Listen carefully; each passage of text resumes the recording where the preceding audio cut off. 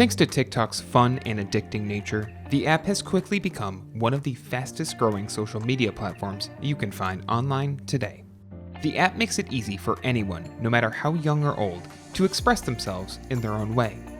If you're looking to get started on TikTok, one of the easiest ways to jump in is to learn how to lip sync on the app. TikTok got its start with videos of people all over the world lip syncing, and it's still one of the most popular ways to use the app.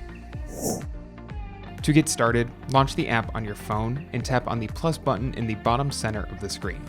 This icon lets you create new videos on TikTok. You'll notice a music note icon along the top of the screen. This is the Sounds menu, which lets you load a list of available sounds within the app. From trending songs to searching for your favorite artists, this is where you'll need to go to find specific sounds. Tapping on a sound will play back that music clip, so feel free to experiment with what you're looking for. Once you find a good clip, tap on the red checkmark icon to use it in your video. You'll be redirected to the recording screen.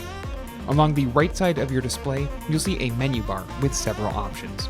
Although all of these icons are important for creating your video, it's especially important to know about the trimming tool. Look for the icon with a music note and scissors.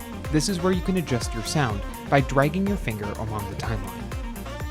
Once you've got your sound to your liking, just hold down on the big red button at the bottom of the screen to start recording.